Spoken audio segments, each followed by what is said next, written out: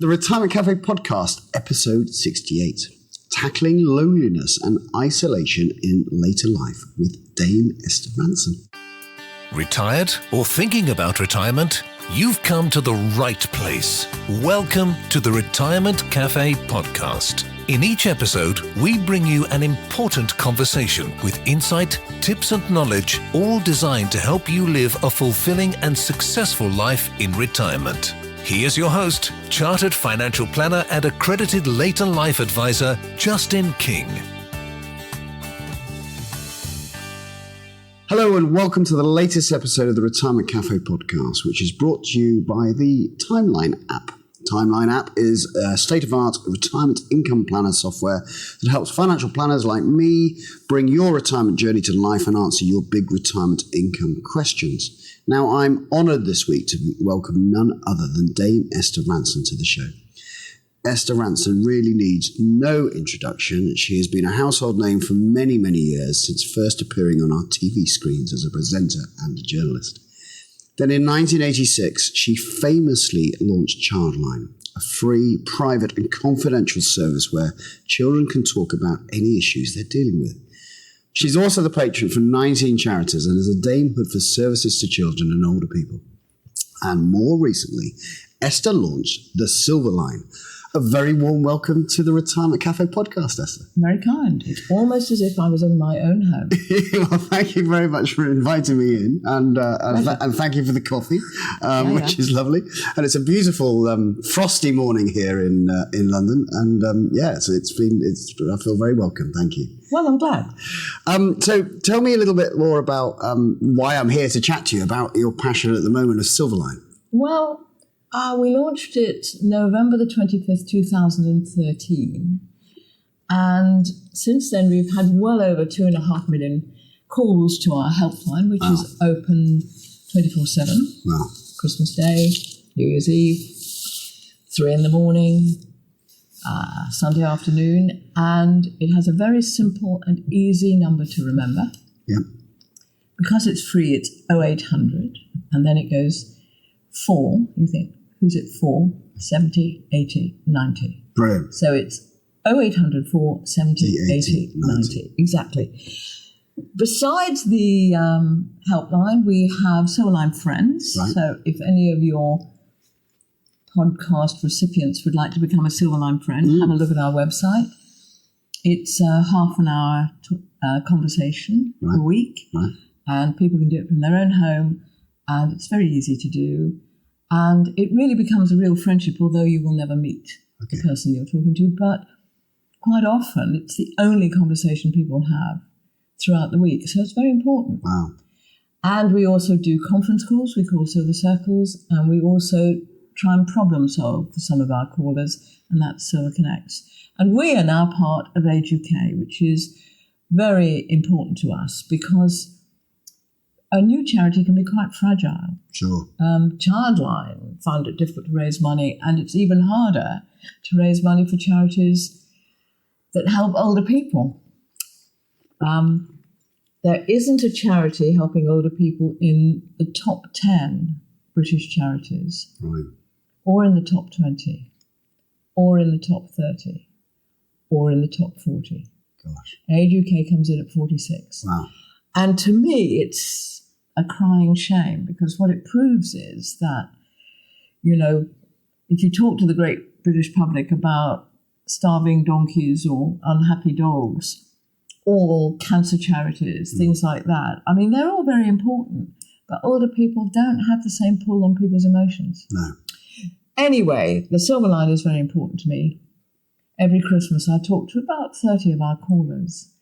And it's amazing how alone some people can find themselves, you know, how completely isolated. So what made you kind of identify, what was the story behind this, the reason you've created this? Well, when I moved in here, it was the first time that in 71 years I was living on my own. And I didn't enjoy it. Right. And I remember saying to my daughter, who's quite religious, I'm agnostic, she's quite religious. So I was a bit shocked to hear myself say to her, you know, Em, I think God wants you to move in with me. And fortunately she laughed, and I did what I always do when I need therapy. I rang the Daily Mail and they said, good topic, write about it. And I got such a huge response that I was invited to a conference by a group of charities called the Campaign to End Loneliness. And that was when I got my light bulb moment and thought, well, if a helpline helped children who had problems that they didn't know how to solve, maybe this loneliness thing is something that a helpline would help with. Yeah. So I asked all the experts who were at the conference, and they all said, do it. So we did it. So who calls? Who is the audience? Who's the audience? Well, the vast majority are over 55, Right. living on their own, Right. not talking in depth to anyone else, some not talking at all to anyone else. A number of them suffer from disabilities, which mean they are really housebound, looking at the same four walls day after day. Some of them, I think loneliness is about loss. So it could be loss of a partner, or loss of a job, or loss of sight or hearing or mobility, something that has been the prop of your life, and you lose it, and suddenly you're in a vacuum.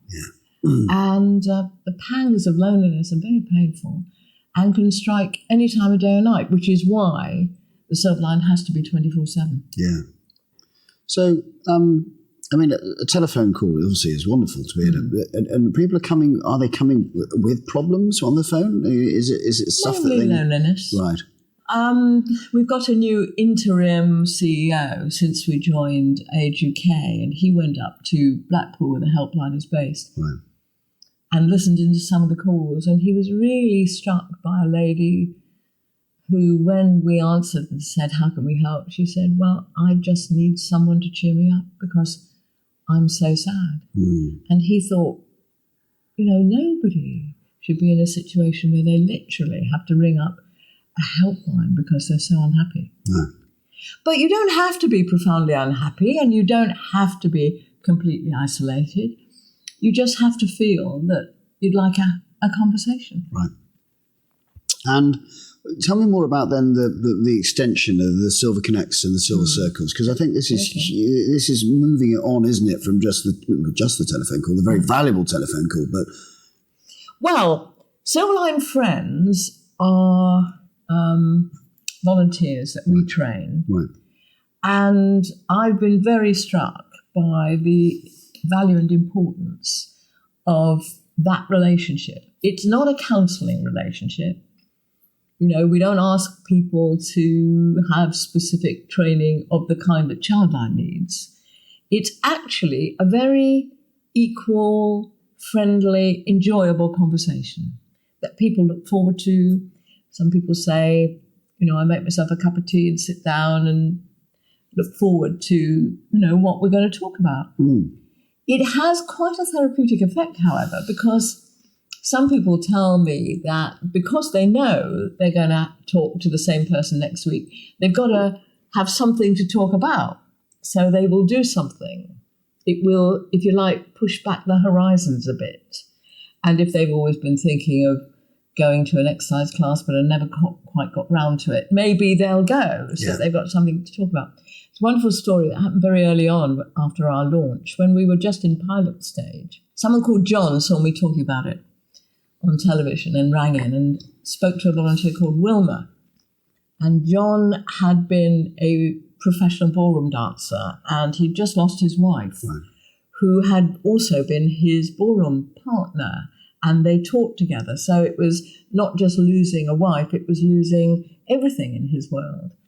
And Wilma told me that he was really depressed, and so depressed that he didn't go out. He barely had the mojo which enabled him to answer the phone. So she would sometimes have to ring several times before he'd pick it up. Right. Anyway, gradually they got to know each other, and she told him that she went to line dancing classes, and he said, you go on your own? And she said, absolutely. And he said, I could never do that. And she said, look, if I can, you can. So he began to go to salsa classes. Wow. And after a year, he started holding his Sunday night ballroom dancing classes. And she said he's completely got his mojo back. I'm sure. And his voice is quite different. His attitude is different. Now, it may be that would have happened anyway, but I can certainly tell you that the relationship with Wilma gave it that launch pad, gave it that extra boost. A little bit of inspiration there, yeah. Absolutely. And a bit of a challenge. If she could do it, he could do it. Brilliant. Brilliant.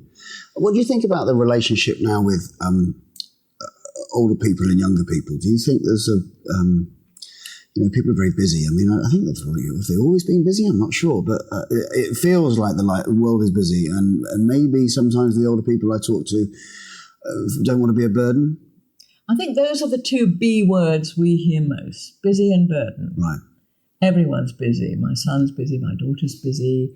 The retail operatives are busy. The neighbours are busy. We're all so busy. Why are we so busy? What are we pushing into our lives that's so valuable? And I think that's a problem. I also, although I absolutely understand why retirement villages can be a really excellent way of finding appropriate housing, safe housing, everything on your doorstep so you can get to your doctor, your hairdresser, your whatever. Yeah. The best ones, the ones that I really like best, are the ones where the community still comes in. So maybe there's a swimming pool that kids use. Maybe there's a hairdresser that other people come in, because I do think we need each other, the various generations. I get a lot from my grandsons. I don't know what they get from me, but I certainly get a lot from them, age 7, 4 and 2. Yes, there's lots of energy there. And granddaughters. Yeah, Fantastic. Lots of jokes. So I think it's important that we stay in touch with each other. Yes. And what about... I see a lot of people moving away. The kids have moved to different towns, to taking on different careers, and they don't maybe get back to see mum and dad or mum or dad, so much any longer. Yeah. And obviously some people maybe not have had children. Absolutely. I mean, there's all kinds of things happen. Some of our callers tell me that they move to be nearer the family, and then the son or daughter gets a job abroad, and suddenly they're in a community they don't know anymore. Sure. People also move when they retire. My in-laws did that, were really happy. I mean, that was an example where they were quite lonely in London, but they moved down to Worthing in a little retirement enclave, and suddenly everybody was hospitable and helping each other, and so they got a lot out of that. So it can be terrific. Yes. But in other cases, I mean, I talked to someone over Christmas who is absolutely isolated. It's really interesting. He had 40 years at sea, and he progressed from being an apprentice to being a captain. Wow.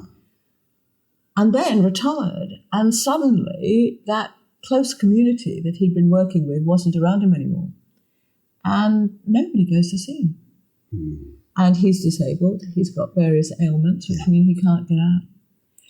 But the Silver Circle we run, we have some for seafarers. Okay. So I've linked him in with that.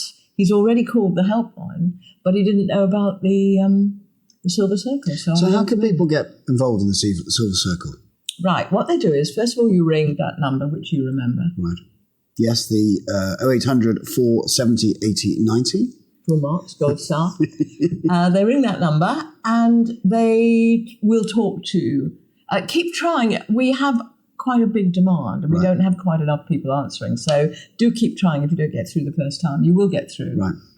And then you say, I'd love to have a Silverline friend. I'd love to join one of your circles. Would that be possible? Have a look at the website. All the stuff we do is on it.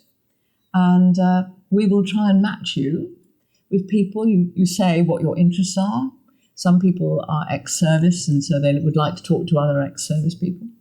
As I say, seafarers. We've got a Caribbean group. Right. We've got a music group. Right. Or we've got general groups where people just talk about Harry and Meghan. Absolutely. It's ridiculous, isn't it? But they've become the topic of the moment. So if you want to talk about the news, you can talk about the news. So I'm not sure I dare ask this question because I'm not sure it's the right response, the right thing anyway, but what's retirement been like for you? Do you view yourself as retired? I'm looking forward to it. I think the thing that occupies me most is Childline and the Silver Line. Yeah. So you could say that most, I would say 90% of what I do is voluntary work. And I think that's true of a lot of people of my age. We like being needed, so it's really good to have our skills called upon. And that's great. But we do have to earn our living from time to time, as I was discussing with my accountant this morning. So it's nice if you can, as I have, find an occupation where they still want you to write or broadcast or whatever. So I'll be making a documentary quite soon, which is interesting, for Channel 5. And there's one or two other things that people ask me to do. And then, you find that some topic comes up. I was rung up at 7:30 this morning and asked my views about the Director General of the BBC. Right. So the nice thing about being our age is that we don't care what people think. We know what we think. So I wasn't too careful about what I said. So some of your friends, I suppose, maybe of a similar age, and have you looked at them and thought successful retirement or maybe not so successful retirement? I don't think I know anyone who's retired. Right. Because I tend to know people who are in similar trades. Yeah. So they're actors, they're still acting, they're journalists, they're still writing. But I do meet retired people when I go on holiday, because quite often I go on Saga cruises, which I absolutely adore. Wonderful company. They do not employ me, though I do admit they have raised money for the Silver Line, but that's not the reason I say they're so good. And they really look after you. And what a jolly bunch of people go on these cruises. But we're talking about the active elderly. Yeah. It's okay if you can get out and about.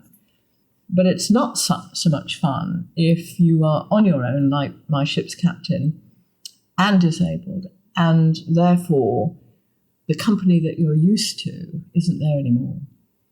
And what my daughter says, she's a trained social worker, and she says, for children, there is a network. And although some children we know slip through the gaps and are very vulnerable, with older people, there isn't a network. There's no structure. No. And I tell you what I find quite odd. My ship's captain has carers who come in night and morning. Right. So don't they perceive how lonely he is? And haven't they got volunteers in his community that they could link him in with? I'm wondering whether we're not joined up enough. Because carers come in for 15 minutes and go again. Yeah. So why aren't they linked in with people who can fill in the rest of the day for people who are on their own? And again, it possibly comes down to this busyness of the carer. They're paid to do their 15 minutes and on to the next one before they get paid again, maybe. And but they should have a checklist. Is my client linked into other organisations? Are they spending? There should be a loneliness checklist. See, I get these rushes of blood to the head. I suddenly think, there's another light bulb. So what do I do about that? So if you were in a community, I mean, I mentioned before we came on air that that I live in Mudderford, and it is quite a retired community. There's south coast of the UK is, Bournemouth has always been a place to go and retire to. How would you think? Some people may not be reaching out on the telephone to Silver Line. How would you try and identify people, I think, in your community that you could possibly, be that opportunity to, knock on the neighbour's door? Well, big question. Sometimes fire officers do it. I knew one on Merseyside who used to do that. The motive was that elderly, I hate that word, older gentlemen living on their own are a fire risk because They may put a chip pan on, forget, I'm not stereotyping, this is what the fire officer told me. They may put the chip pan on, go down the pub and forget that they left it on, and the place goes up. So he tried to identify people on their own. And what happened was, he said he literally rings on doorbells in a street, bangs on doors, and says he's there to check the smoke alarm. And while he's checking the smoke alarm, he looks at the way people are living and maybe has a bit of a conversation. He says because of the uniform he wears and because there's a fire engine at the end of the street, people trust him. They know, what he is, who he is. And he told me the story of one elderly, I hate that word, older gentleman who was living on his own in terrible conditions, house cold and damp, should have been rehoused, but never contacted housing or social services because he had a dog and he was petrified that he would be forced to give up his dog, which is another thing I'm cross about. But actually allowed the fire officer to get in touch and got somewhere to live, which was warm and dry and kept the damp out, and where he was allowed to keep his dog. Right. So that's a good story. Happy ending. But it is, because loneliness is self-fulfilling. People who are lonely think that nobody wants to know them, so they don't go out the door. Very difficult to target. Too much pride to ask for help. Think that everyone's too busy. Don't want to be a burden. It's very hard to find them. Yeah. Yeah. And maybe it is as simple as knocking on your neighbour's door and saying hello. Absolutely. Absolutely. I know I have been guilty in the past of living in communities where I haven't, you nod to the person in the next door flat or house or what have you, but, after 2 years later, you still don't know the name. I know one neighbour here. She happened to sell me the flat. She's a lovely lady. I have no idea who lives at the end of the corridor. There's only 3 flats on my corridor. Why don't I know? Why haven't I banged on the door with a cup of sugar? I don't know. We are a peculiar nation, actually. We've got this sort of privacy thing. We do, yeah. But I think often if we take that first step, people are grateful, aren't they? Yeah, and people are fun. She had a party, a jolly nice party. If I hadn't known her, I wouldn't have been invited. So, New Year resolution, bang on your neighbour's door. Bang on your neighbour's door, that sounds like and even if they're rude to you, put up with it. Absolutely. And I suppose we're stepping into the shoes at that point of the valuable work that Silverline's doing, is actually doing it face-to-face and saying hello to somebody, What could we do? Is there anything we can help you with? Well, what I realised very early on is there isn't a silver bullet for loneliness. No one service can solve the problem. Right. Loneliness is multifactorial. A phone call is very nice. A volunteer face-to-face is very nice. It's not enough. You need to have a feeling of belonging to someone somewhere. And if you haven't got that feeling, I remember talking to somebody, he's a lovely guy, he's blind and lives not far from you. And he has a lovely daughter who makes sure his home is clean and sorted. But she's very busy. She has a very full-on job. He has a mobility scooter, which he cannot use because he's blind. All he wants is to go into town, have a cup of coffee and a chat. Yeah. The neighbours never bang on his door. He was away in hospital. No one banged on his door to see if he was okay now. And after we'd had our conversation, as I was leaving, he took a chocolate out of the basket in the front of his mobility scooter, which is what he gives people as a reward for visiting him. Not good. No. So simple, isn't it? If you walk with him into his town, find a cafe, like your retirement cafe, have a cup of coffee, tell each other a few jokes, walk with him back. Yeah. Nobody does it. No. And he lives in a little estate of nice houses where you'd think they'd know each other. Yeah. And we could all take a little bit of action, as we just said, as you said, that you could go down to the flat down the corridor and knock on the door and say hi. And actually, if every one of us did that, we only need to knock on the one next door, don't we? I know. and we've got problems solved. Now, a friend of mine's mother lives in a village in Oxfordshire where they really do look after each other. Brilliant. If there's snow, they clear each other's paths without being asked. She bakes scones every day because she knows that there will be people coming in who'd like one. She has a dog. People take her dogs for walks. I mean, it can happen. Can happen. So what's the difference between those two stories? What's the chemistry that happens in one and not in the other? Yeah. Don't ask me. No. But it could start with just knocking on the door, I think. I think that'll be my resolution as well. Good. Close friend of mine. Have you heard of the Big Lunch? I haven't, no. Well, it's something that Tim Smith, who created the Eden Project, he decided that in June, each community should have a big lunch. Everybody brings their own food and they get together as a community on a day. Love it. And it's a lovely idea. And my friend did it for 5 years. Right. And then stopped. Nobody took it on. Weird. Yeah. What she got that nobody else in her neighbourhood seems to have. It's not about time. What's it about? Liking people, is it? Yeah, I suppose, there may be some fear. Will people turn up? Will people join in? So there's always that, isn't there? I mean, I think the isolation thing to me often is there's a fear of, well, I don't know anyone, or I'm not sure about the guy next door type of thing. It's confidence. Yes, you're doing it. Yes, it's tough. It's difficult.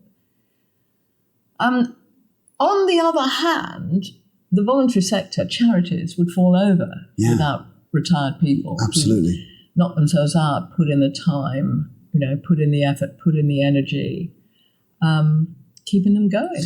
Well, the purpose you've talked about in your, for want of a better word, for the podcast, I'm doing speech marks, but your retired years, you're still living purposeful, aren't you? A purposeful life. There's still things that are driving you on. Yes.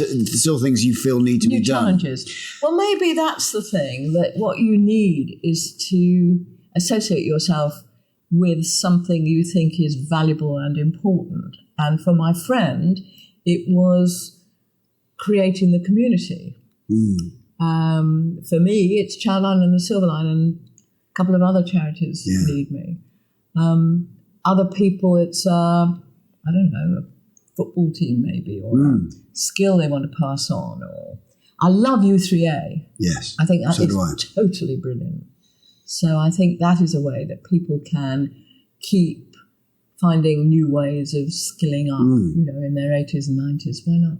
And maybe some of the people who are feeling lonely or isolated, maybe the Silver Connects and Silver Circles may be an opportunity for them. So even though they're feeling isolated and lonely themselves, by joining those groups, will help other people, and by helping other people, help themselves. Well, a lot of our volunteers are older people on their own. I'm sure. And they really enjoy it. I was talking to one of our callers, Silverline callers, who's an ex-teacher, and her Silverline friend is also an ex-teacher, whom she has persuaded to go back into teaching. Wow. So it's mutually beneficial. Wow. And certainly, I mean, a lot of our older callers who are on their own would like to talk to someone of the same age with the same memories and the same life experience. So that, really good idea. Others would like to talk to someone younger. It's a matter of taste. Yeah. So, I really appreciate the time that you've taken to chat to me today. How can listeners find out more about Silverline? Well, there are two ways. One is to go onto our website, which I can't remember the address of. It's all right, we'll put it in the show notes and put links on the website. Very kind, because actually you've only got to Google it. Ignore aluminium ladders called Silverline and go to Silverline Charity. I think we're top of the list, actually. And you will see all the details there. Or you ring us up.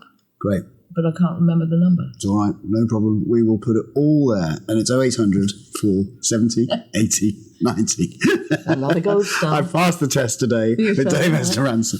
So to find out more about the work that Silverline is doing and how you could get involved, as I said, check out the show notes on our website at theretirementcafe.co.uk, where you'll find all the useful links that Esther has mentioned. As always, if you've enjoyed this episode, please leave us a review on iTunes. We've had some really lovely reviews recently. Supposing they don't. Leave nice reviews. If you hated this podcast, my name is Joan Bakewell. Absolutely. So, yes. So if you've enjoyed the episode, please leave us a review and share it. Let your friends know and get them to listen. To anyone who might be interested and that we provide benefit to. To be sure never to miss an episode, hit the subscribe button on your preferred podcast player, or you can listen on the website, theretirementcafe.co.uk, where you can subscribe to the weekly emails that we send you to let you know who we've been chatting to. So thanks again once again to the Timeline app for sponsoring the podcast. I'm very grateful for that. Until next time, this is Justin King helping you feel more informed in your retirement. Thank you for listening to the Retirement Cafe podcast with Justin King. To find out more, you can find us online at theretirementcafe.co.uk.